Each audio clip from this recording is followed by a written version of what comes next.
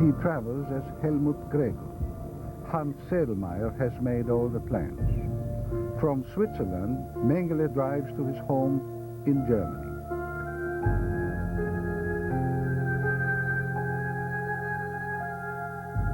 In 1956, 11 years after Auschwitz, there is still no warrant for his arrest.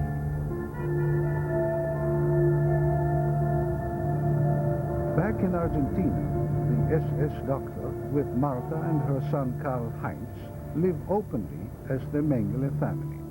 They are even listed in the telephone book. In 1956, he pays yet another visit to the German embassy. By this time, he is familiar to the diplomatic staff there. Mengele secured from the German embassy in Argentina a passport under his own name. His own name. He was notorious. They know all about him. And the fact that he was able to do that, and he was never apprehended and brought to trial, is a crime. Inexcusable.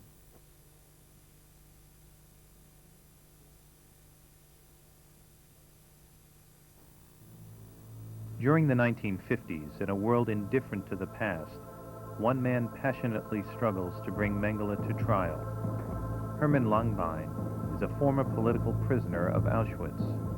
We were forced to realize that nothing was done, and we filed suit against the political department of Auschwitz and then against Mengele. Langbein uncovers Mengele's divorce papers in Argentina. He convinces a German state prosecutor to issue an arrest warrant to be followed by an extradition order. But there is one country that doesn't believe in extradition requests to South America. Yitzer Harel, the head of the Israeli Mossad, refuses to cooperate with German authorities where Nazi war criminals are concerned. The majority of the staff in the German embassies in South America were ex-Nazis, and Germany was sending them because they knew that in South America they would be accepted. The same applies for the Arab countries. In the late 1950s, Fritz Bauer, the German state prosecutor for the Hessen district, learns that Adolf Eichmann is hiding in Argentina. Bauer notifies the Mossad rather than rely on his own government. On May 11, 1960, the Israelis launch an operation that sends shockwaves throughout the Nazi community in South America.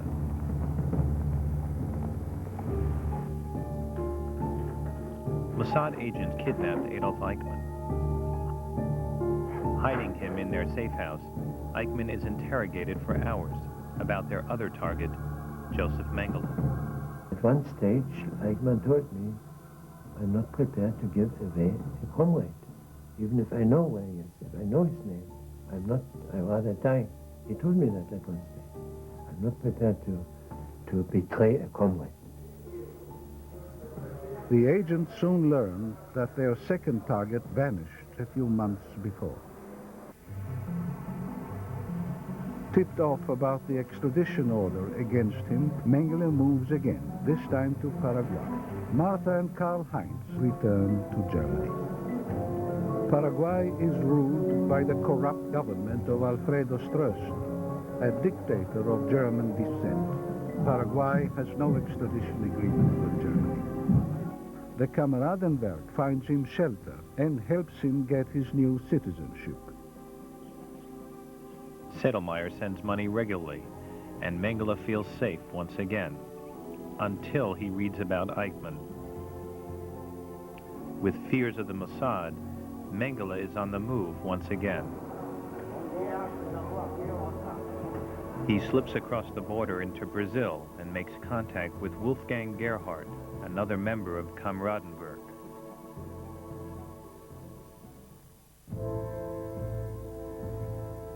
At Mossad headquarters in Israel, Mengele is placed at the top of their hit list. The Israelis set up a special unit of agents to comb South America for clues until the Angel of Death has been located. No stone was left untouched. I remember I traveled in in Montevideo, in Uruguay, in Paraguay, in Bolivia. I met people, of course, undercover in the German. I was a German correspondent writing a book about SS. Of course, I was looking for Mengele to interview him. 6 weeks later, agents in the field get a major break. The man who was once Mengele's best friend is located and recruited by the Mossad. The man is Willem Zassen. He is willing to betray his good friend for $5,000 in cash. He decided that it would be better for him to cooperate with the Israelis. That way, he would ensure his own safety. Zassen gives the name and Brazilian residence of Mengele's protector, Wolfgang Gerhard. And we worked on Gerhard. We followed him. We found out where is his, not only his home in Sao Paulo, but he had a farm outside Sao Paulo. And we followed him on all kind of disguises. Staying one step ahead of the Israelis, Mengele is on the run again.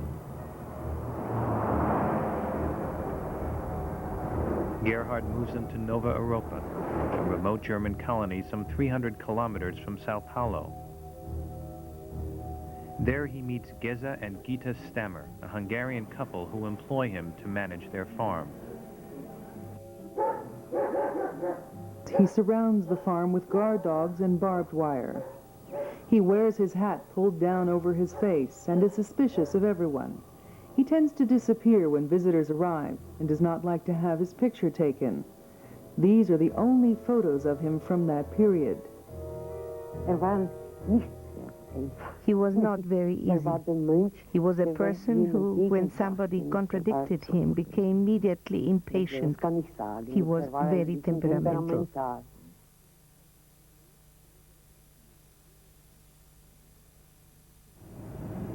10 months in the field and the Mossad agents are unable to locate Mengele. They are recalled.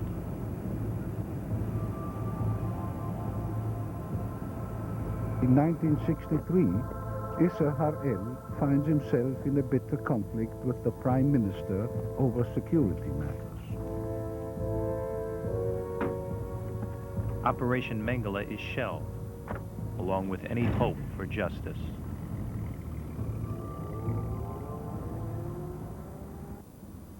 In Germany, despite recent publicity over a 1960s war crimes trial, no move is taken to pursue Mengele. It would appear that maintaining normal diplomatic relations with South America is of greater German interest. At the end of 1965, I was transferred to Paraguay, and before I left, received the order from the Foreign Office not to do anything in the matter of Mengele.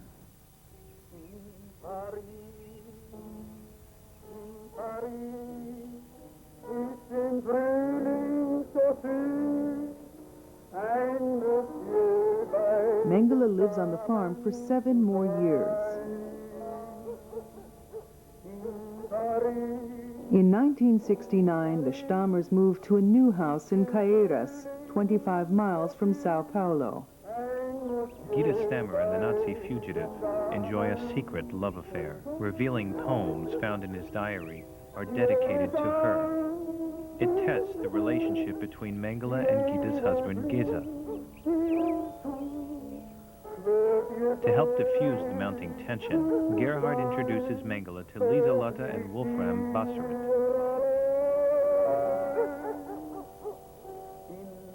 A former Nazi himself, Bassarit holds the same political convictions as their new friend. They find much in common, and Mengele becomes part of their family circle. With full confidence, he entrusts the Bassarits to manage his financial affairs via Hans Sedlmayr in Germany. In 1971, Gerhard returns to Austria, leaving Mengele his Brazilian identity card. Mengele replaces the photograph and becomes Wolfgang Gerhard, a Brazilian citizen. With Bassarit's help, he slowly comes out of his shell. His new identity raises his confidence. Once camera-shy, he now goes to the other extreme. All the while, the Mengele legend grows. The world has a very different picture of him. In the eyes of the world, Mengele has become more myth than man. Imaginary stories speak of someone larger than life, a bionic Mengele who sends Mossad agents home in body bags. He could be anyone, anywhere, and unconfirmed sightings place him everywhere.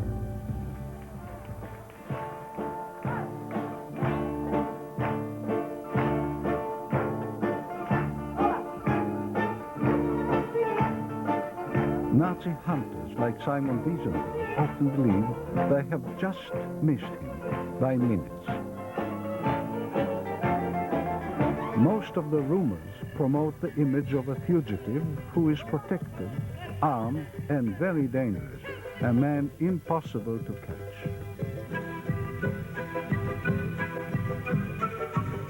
In Brazil, a TV reporter films this 3-second clip of a man he mistakenly believes to be Mengele. The face is instantly reproduced around the world. But the imagination of Eric Erdstein, a Canadian, draws the most attention.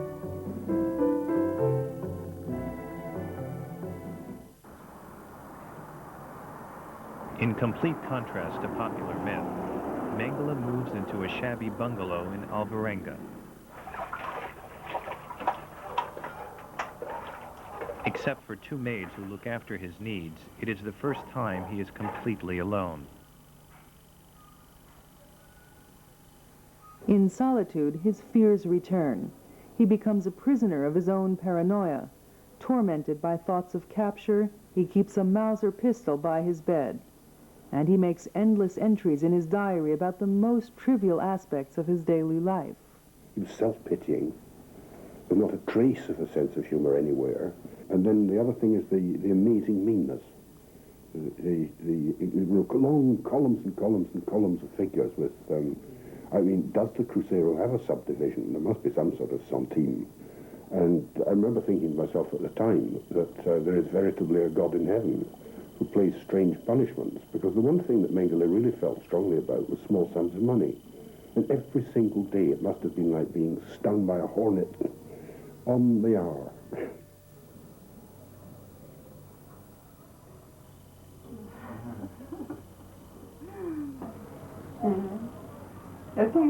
I began to miss him as time passed.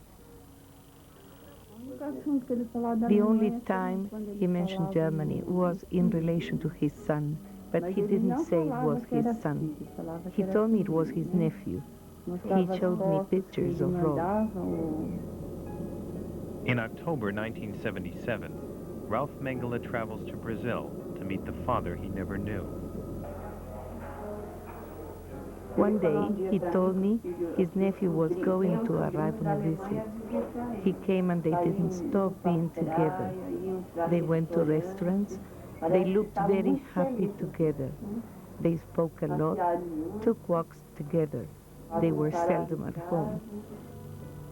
Father and son grow close, and Ralph brings up the subject of Auschwitz. I approached this subject very delicately. He became very, very angry, and he shouted emotionally. He said, "My own son will I hope will not believe all these lies and all this which is written in the newspapers." So at the end I decided to avoid this useless discussion. How do you morally justify failing to report him to the authorities? It was up to him to turn himself in. At the end he was my father. I can't do it. And it had to be his decision. But for him it was the real punishment to be cut off of his family and the culture, to live together in this melting pot of all races in Sao Paulo. I think the toughest thing was for him that he is spending his life without having science, without having research, so this was hard for him. When Rolf leaves, Mengele becomes very lonely. His health deteriorates and he suffers from high blood pressure and depression. He was very disturbed. He cried a lot. He started to take a lot of medicine.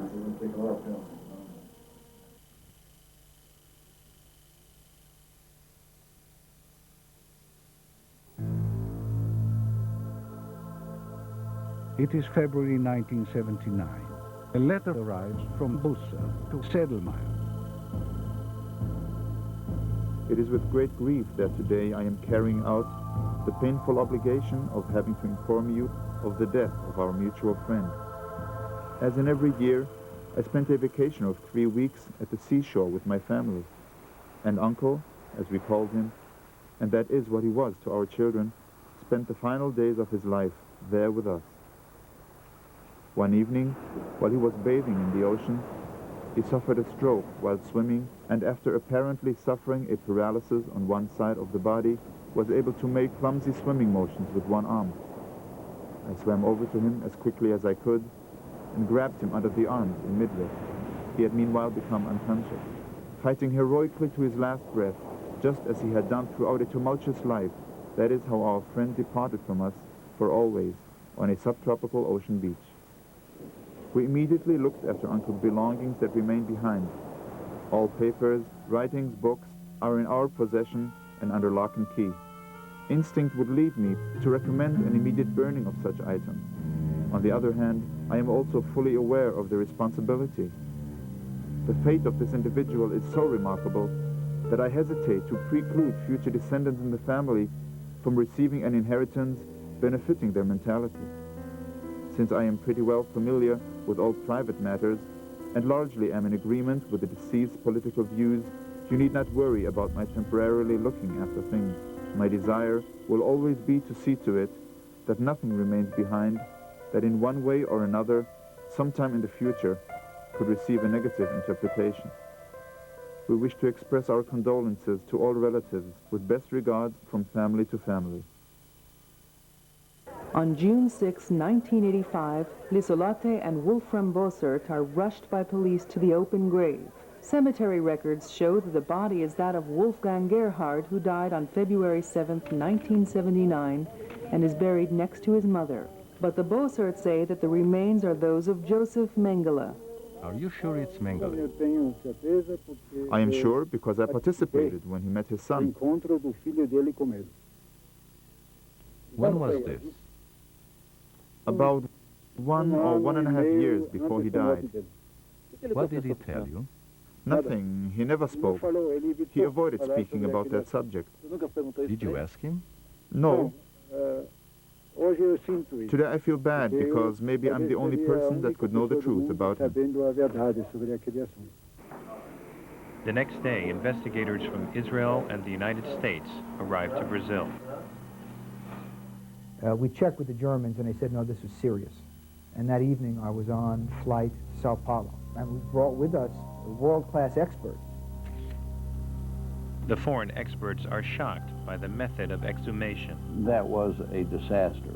Letting a policeman, exhume a skeleton is a little bit like letting a chimpanzee do a heart transplant. To avoid further embarrassment, the scientists returned to the grave and retrieved bones and teeth that were left behind. A human skeleton consists of around 200 bones and 32 teeth. And every one of those, from the littlest one to the biggest one, has its own story to tell. And if you lose one, even a finger bone can sometimes be what might be the bone that'll put the case together.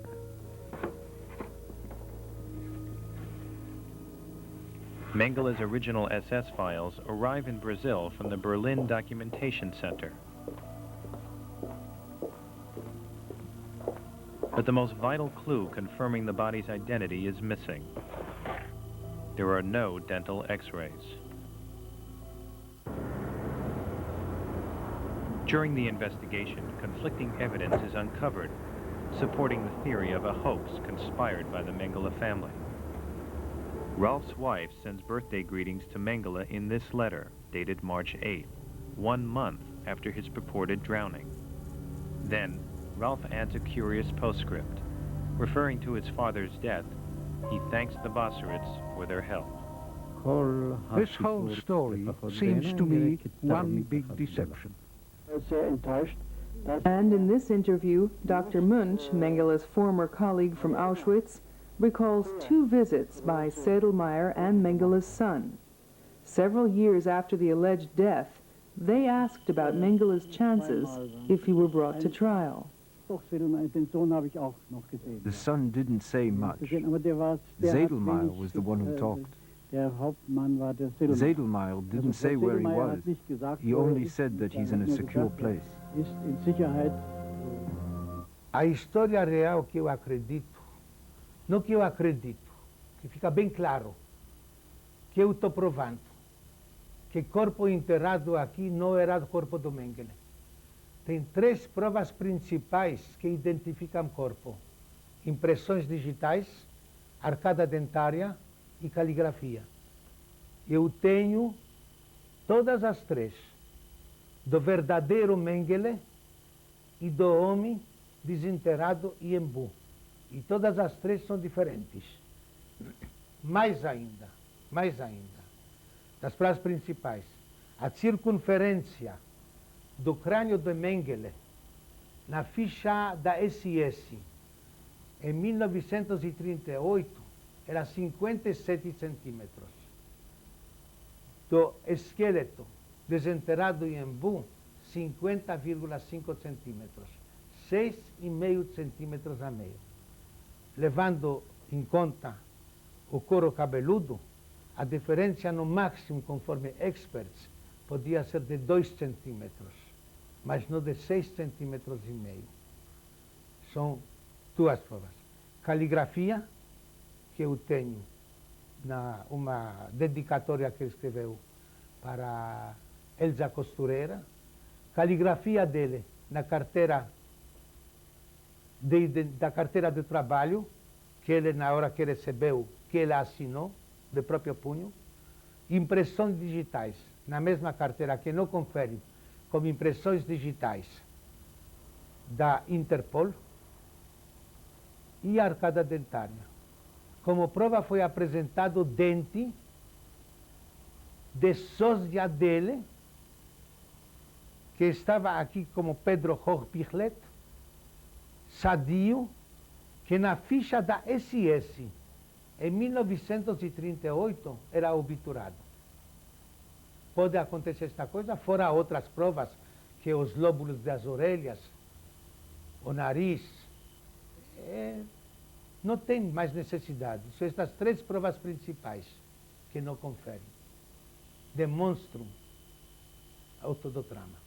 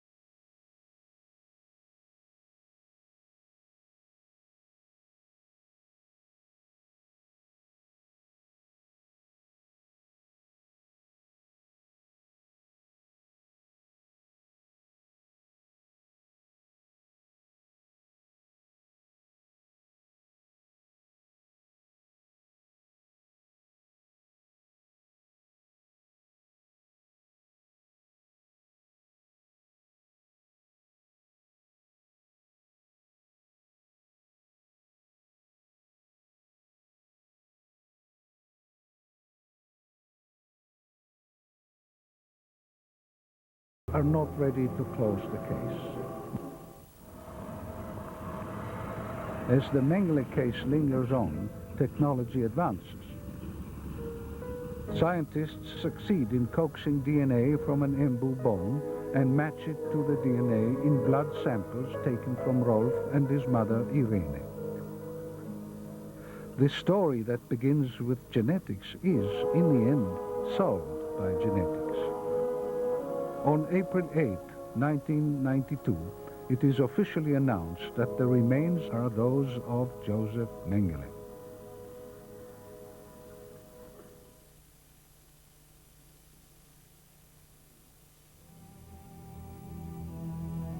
The life of Joseph Mengele is a chronicle of tragic ironies, a story of justice denied. Professor Verschuer, the racial scientist, continued his career and became a respectable geneticist. Hans Sedlmayr was never arrested for his role in the conspiracy to protect a Nazi fugitive. Wolfgang Gerhard died peacefully in 1978 and is buried in Austria. The Bossards and Stammers became celebrities and demand thousands of dollars for their interviews.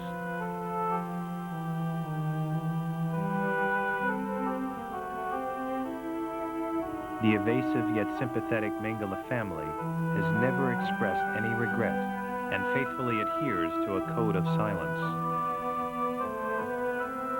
Ralph Mengele changed his name to Ralph Jenkel and manufactures children's toys. He lives with his wife Almuth and their 3 children. Almuth is a twin.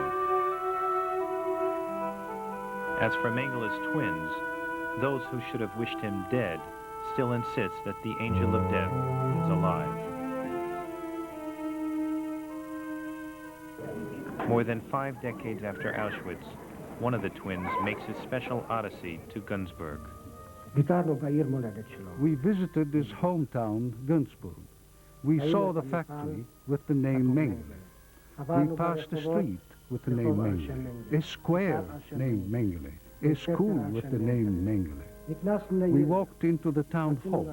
We wanted to know, do you know anything about Joseph Mengele? And the answer was, we have everything registered, who died, where they were buried. But of him we have no record.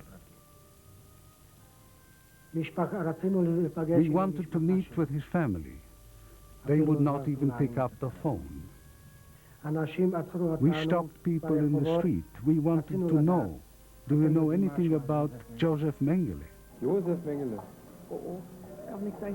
Mengele, the painter, I think. Ja, bitte. Was verbinden Sie mit dem Namen Mengele? Mit dem Namen Mengele? With the name Mengele, you know, about the past. That was 50 years ago. That's long gone, and enough has been written about it. You can tell them. Oder was verbinden Sie mit dem Namen Mengele?